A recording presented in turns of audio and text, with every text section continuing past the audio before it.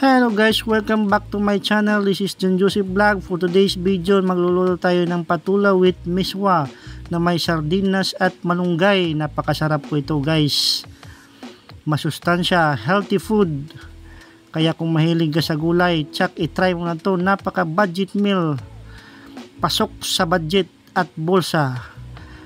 Ganito lang guys yung position natin sa pagluto ng ating gulay.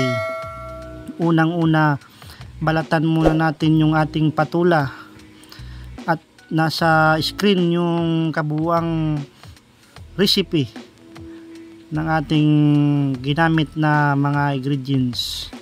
Alright, ganyan lang po yung pagbalat ng ating patula bago nating hiwain. Kung mahilig ka po sa gulay, itry mo na to.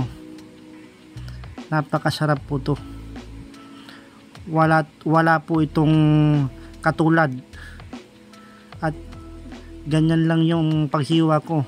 Hinati ko muna sa gitna kasi sobrang laki ng ating patula na nabili. Ganyan po ang paghiwa at dahan-dahan po kayo para hindi kayo masugatan. Pawang professional lang po ang gumagawa ng ganyan. Ngayon kung hindi ka pa sanay, mas maganda isa-isahin mo lang. Alright, yan. Pagkatapos mo hiwain, hugasan mo ng mabuti para malinis yung mga kinakain natin. Ngayon, maghiwa na ako ng sibuyas. Hiwain lang ito ng strips o shredded cut. Ganyan lang po ang ating pag-prepare ng sibuyas. Sundin nyo lang po guys. Napakadali lang po yan. Tapos nagdikdik lang ako ng garlic. Hiwain lang din ng maliliit. At yan yung kabuuan nating mga gagamitin mamaya. Meron tayong miswa, sardinas, garlic, malunggay. At ayun na nga guys, nag-uumpisa na tayo maggisa. Naglagay lang ako ng mantika at ginisa ko yung bawang. Sinunod ko yung sibuyas. Sinunod ko yung patula. Igisa mo lang guys, saute lang saute. Igisa mo lang hanggang medyo lumambot yung patula.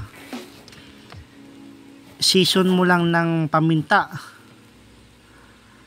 At syempre hindi mawawala yung patis. Yan po ang ating nagpapasarap sa lahat ng niluluto natin. Hindi mawawala yung patis. My favorite yan. Tapos pwede mo nang ilagay yung sardinas. Hindi natin sinabay kanina sa pag-isa para hindi madurog. Alright. At haluin na mabuti. Nag-add lang ako ng asin at tubig, mga 1 cup. 1 cup lang po yung tubig natin dyan para hindi masyadong masabaw. Nag-add din ako ng kunting magic sarap, ang nagpapasarap sa gulay natin. Alright. Halo-haluin lang ito ng mabuti. Pagkatapos, pwede mo na ilagay yung ating miswa.